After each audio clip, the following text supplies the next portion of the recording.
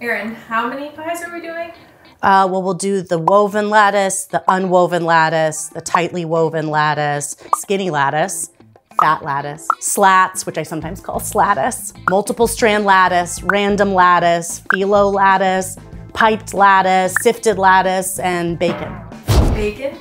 Bacon. Hello and welcome to this episode of Happy Baking. In this episode, I am going to teach you everything, and I mean everything, I know about making a beautiful lattice top on a pie. After we dive into all the lattice basics, I'm going to show you some unbe-WEAVE-able ways that you can get creative with the concept and make your bakes your own. And if you can believe it, I have even more pie puns coming. So stay tuned and let's get baking. First, I'm going to give some general lattice tips, aka a pie pep talk. Pie dough is typically rolled out to 1/8 to 1/4 inch or 3 to 6 millimeters in thickness. For lattice work, you want to stick closer to that 1/4 inch, 6 millimeter thickness, and even sometimes a touch thicker. Keeping the dough a little bit thicker will make it easier to work with and peel back, do your weaving, especially as you start handling it more. That thickness really helps. Another tip is to transfer your rolled out dough to a parchment lined baking sheet. I do this all the time. I roll it up around my rolling pin and unfurl it onto the baking sheet before I cut the strips. This way, if the dough gets warm or soft at any point during the latticing process, you can toss it into the fridge for a chill sesh before continuing. I like to use a ruler as a straight edge, even if I end up just kind of eyeballing the width of each lattice strip. Remember, you can also very carefully cut the first lattice strip and then use that one as a reference for the remaining strips you'll cut. My next tip is to be sure to cut a few extra strips. Remember, pie pans vary a little bit in size. There's not really a standard size for most pie pans. Also, things like the amount and type of filling you're using and the kind of look that you're going for and the style of lattice, these can all impact the exact amount of strips you'll need. In short, plan on making a little extra dough, a 1.5 times batch or a 2 times batch, just so you have some handy. And this is also a great way to reuse scrap dough if you've got any in the fridge or freezer. Normally, when I am making a single or double crust pie, I recommend tucking excess dough at the edges underneath itself. This gives you a little bit of extra dough for when you're crimping. But when I'm making lattice pies, I really like to tuck that bottom dough up and over the lattice to help encase it. This really helps that lattice stay in place all throughout baking. But there is one little tricky thing. We want to make sure that we don't have a visible seam where that bottom crust is wrapped over the lattice. To prevent this, I just dip my finger in a little bit of cool water to help adhere that bottom crust anywhere it touches the lattice and help remove the seam. Don't fret about the length of the strips. While it's certainly optimal to have all of your lattice strips be the length of the widest part of your pie plate, it's not really necessary. Shorter pieces of the dough from the edge of rolling can also become the shorter pieces at the edge of your pie plate. And in woven techniques, you can actually cover up the ends of shorter pieces by tucking them under another lattice strip. Rotate the pie pan as you work. I often see people contorting their body into weird shapes to work along with the pie, and there's just no reason for that. I like to start by laying all the strips one direction, and I just work on the right side of the pie because I'm right-handed. So if you're left-handed, you can work on the left side of the pie or whatever feels comfortable to you. But as you weave or lay your lattice strips, just remember, you can move that pie plate and make it easier to access all parts of it evenly. And my final piece of advice is chill out. If you've heard me talk about this before, you know I don't think you can ever chill your pie too much, and this is definitely true with lattice. The longer you chill your pie before baking, the better those lattice strips are gonna stay in place, and the whole thing is gonna bake up to a prettier golden perfection. Allow at least 30 minutes of chill time before you bake any latticed pie. There are so many ways to create beautiful lattice effects, and the possibilities are truly endless, so I want to show you as many as possible. Let's dive in. First up, let's do the absolute easiest latticing technique. It's known as the unwoven lattice. For this technique, we don't even mess with the actual weaving of a lattice. You just lay strips vertically and then lay more strips horizontally and let the strips fall where they may. First, I'm gonna lay half of my strips vertically. I usually like to start in the center of the pie because I always know I can build outwards. So I'm just gonna do this, and I'm going to do this in kind of the traditional style of leaving some space in between each lattice strip. These are about 1 inch wide lattice strips, and I'm leaving about ½ an inch of space in between them. Now I'm going to lay more strips horizontally, allowing those horizontal strips to just overlap the vertical strips I already laid down. Again, we're not weaving a lattice here, we're just making an unwoven lattice. This time I'm not gonna start at the center, I'm gonna start at the edge. Again, that's sort of a personal preference. Don't feel like you have to start in the center. If it feels right to you to start at the edges, I fully support that. And one thing you can look for is you can make sure that you're leaving the right amount of space between your strips by making sure you're looking for kind of that square or rectangle shape to help guide you if it's even or not. I'm just adjusting them because I was noticing more of a rectangular shape than a square shape. So moving them up just a little bit. That looks pretty good. Now, as you can see, I have 2 extra lattice strips. I'm just gonna combine that with my scrap dough and save that for another pie project. Now I just need to finish the edges. I'm gonna start by pinching the lattice excess that's around the edge down with the bottom crust that is lining the pie pan. This is a similar technique to what we did when we made a double crust pie, and we press that top crust into the bottom crust. What this is doing is it helps to thin out the total amount of crust that there is, and it also helps to adhere that lattice work to the bottom crust, which is gonna help make sure that it doesn't unfurl or unfold at all in the oven. Once I feel good that the dough of the lattice is adhered to that bottom dough, I'm gonna start to trim away some of the excess. Now, for the most part, what you're gonna be trimming away here is any of the lattice that kind of comes across the edge. But if your dough got too wide in the process of pinching it, you can trim some of that away as well. And remember, we're looking for about ½ an inch to 1 inch of excess dough all the way around the outer edge of the pie. Now, like we talked about earlier, I'm going to take the bottom crust and tuck it up over the lattice, pinching it at the edge to make kind of the rounded crust of our pie.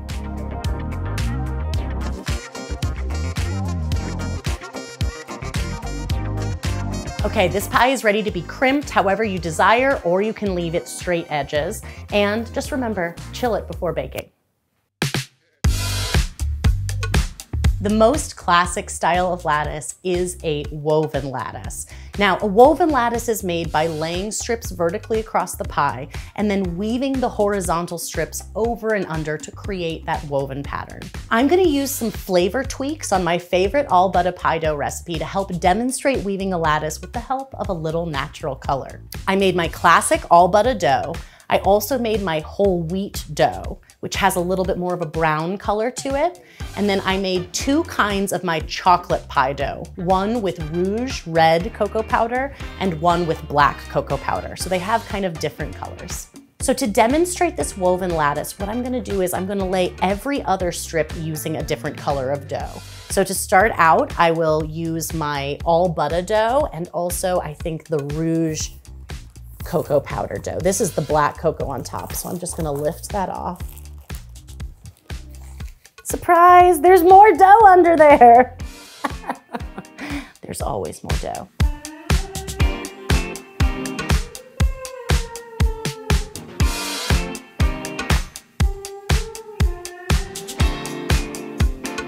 I typically prefer a straight-edged lattice. I don't know why. I think it's because I like flaky doughs, and sometimes flakier doughs don't show as much definition. And I meant to make one of these pies have fluted edges so we can show all the different lattice variations. And so I cut the plain dough with a fluted edge, but I forgot to cut the other colors of dough, the chocolate and the whole wheat. It's okay, it'll look cool. And remember, you can always mix and match different patterns, different effects. I'm doing this for educational purposes, but like, you could really do this just for the look of it. Sometimes after I've laid all the strips, I'll go back and just adjust them slightly. So I have plain dough, plain chocolate. That'll help us when we start to pull back the strips here in a second. Now it's time to start weaving. And to weave, what we're gonna do is we're gonna pull back every other piece of dough about halfway across the pie. So this time I'm gonna be pulling all of the lighter pieces of dough halfway across the pie. Pull them back. Now I will lay, oops, I gotta get my other dough. Surprise, there's even more dough under here. Dough everywhere. Okay, so you can see here I've got some it's slightly darker in color than the white dough. This is the whole wheat dough. And I'll lay the first strip about in the center of the pie and then fold the strips that I folded back over it. So again, now it's sitting underneath the lighter strips and on top of the darker strips that we did not pull back. Okay, now I'm gonna pull back all the pieces I didn't pull back the first time. In this case, that's gonna be the chocolate or the darker dough. And just to demonstrate the different rows, I'll use the dark chocolate dough now, laying it down, and I will put those pieces over it. So again, the way that you achieve that weave, achieve the weave. The way that you achieve a nice weave is by making sure that you're alternating which pieces you pull back and that you're paying attention to the spacing while you work. So now we'll pull back the lighter strips of dough again.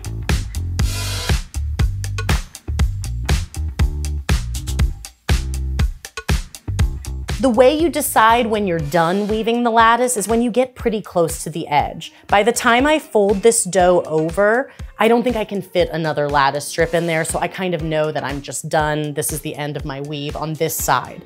Now I can work on the opposite side of the pie. So again, I need to pull back every other strip. This time I'm peeling back the dark strips, and I'll lay the next one. And we'll just keep this pattern going, peeling back every other one and laying down a strip until we have fully woven a lattice over the surface of this pie.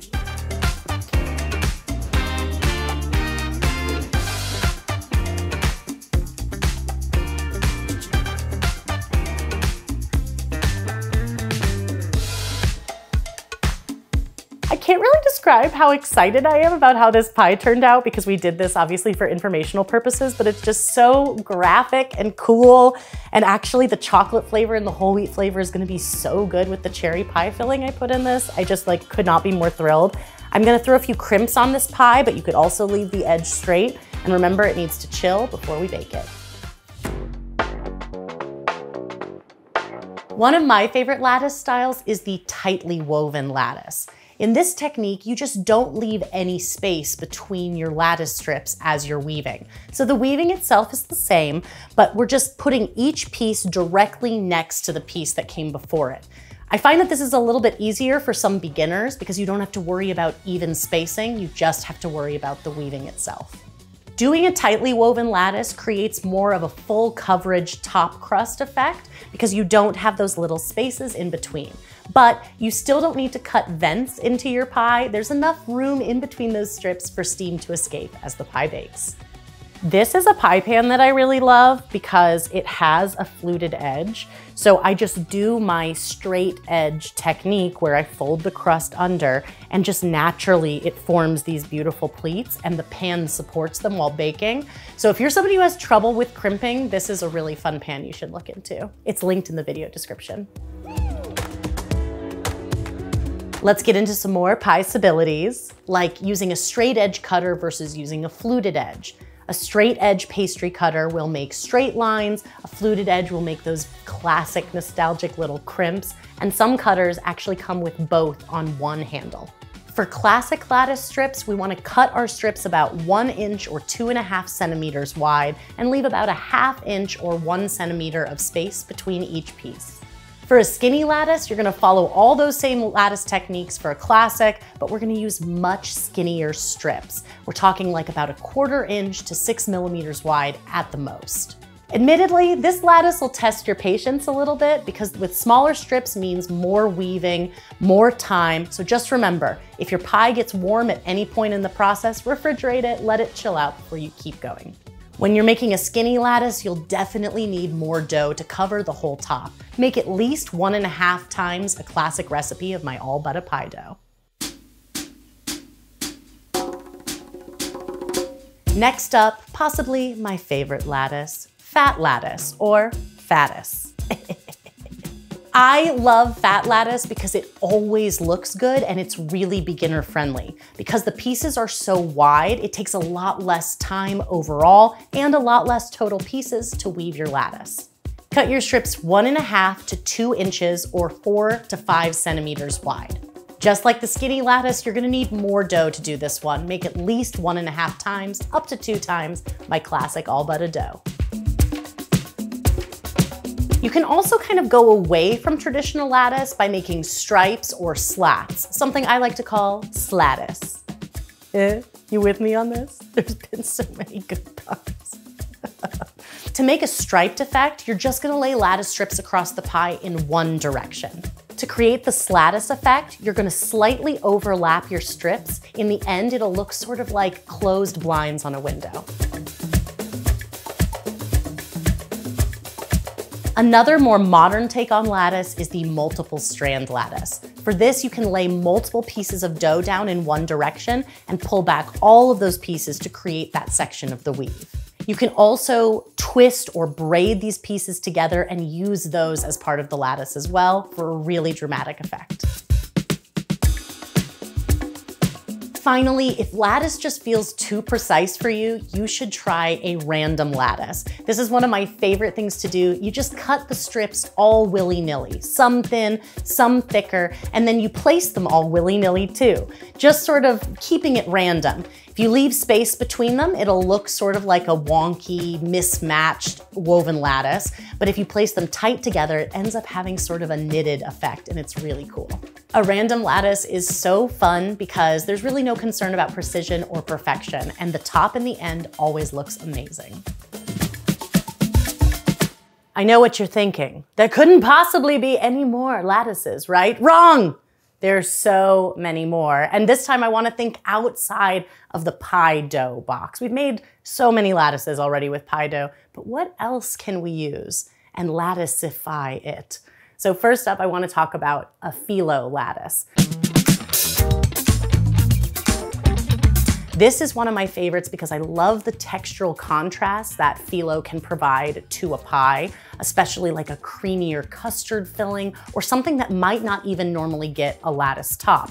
Because while you can weave a lattice top on top of a fruit pie with Phyllo dough, you can also bake it separately as a topper and then put it on top of something like cream pies or custard pies that wouldn't normally have a lattice. And that beautiful buttery shatteriness, it is so good. So let me show you how to make it. I have some store-bought Phyllo dough that was frozen. I thawed it, and then I am just keeping it covered with a slightly damp towel while I work, just so that it doesn't dry out because the Phyllo can get really shattery really easily. And then I have 1 stick of melted butter here, 113 grams or 4 ounces of unsalted butter. And what I'm gonna do is I'm just gonna stack the Phyllo about 6 sheets high, brushing with butter in between each. And then I will use that to cut my lattice strips.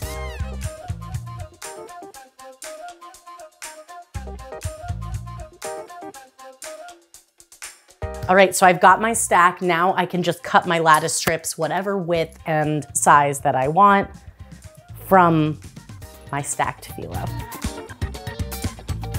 I'm gonna weave these strips into a tightly woven lattice and it'll make sort of a rectangular shape.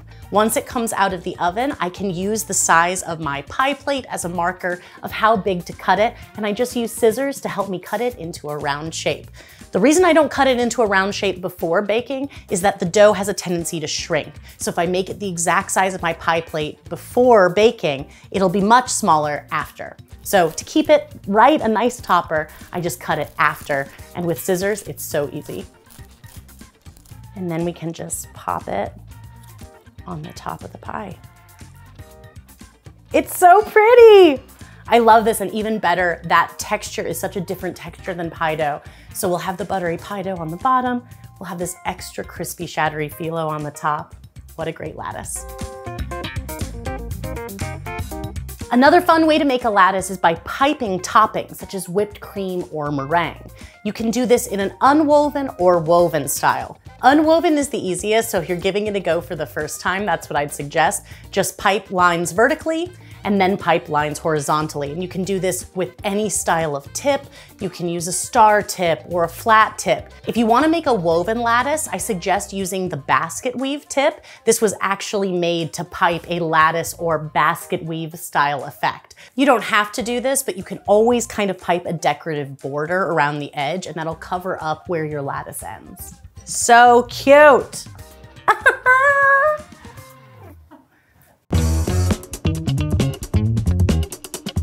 You can also use a stencil or strips of paper to help you sift a design onto the surface of your pie. So it'll make sort of a grid shape, and you can use ingredients like powdered sugar or cocoa powder to create a really dramatic effect. This is especially great on super smooth top pies like cream pies. I actually have a stencil that I made just for this, but I've done it so many times with strips of paper and both work just as well. Ah, it's so beautiful. For savory pies like this quiche, you can also weave a topper out of bacon. This is so fun and so easy because strips of bacon are already just lattice strips waiting to happen. Am I right? You can do this one of two ways. You can either make a rectangle like we did with the phyllo dough and trim it with scissors after baking, or you can trace a circle and cut your lattice before you bake. If you decide to go that route, trace the top of your pie plate onto a piece of parchment paper, weave your lattice, and then trim the excess bacon off. I sort of prefer to trim it after baking because then I get little crispy bacon bits that I can enjoy as a chef snack. And if I just have those little raw pieces of bacon, it becomes a little bit harder to use them, but you do you. Both ways work, and they both result in a delicious, crunchy topper that's perfect for quiche. Who doesn't want to serve that for brunch? Also,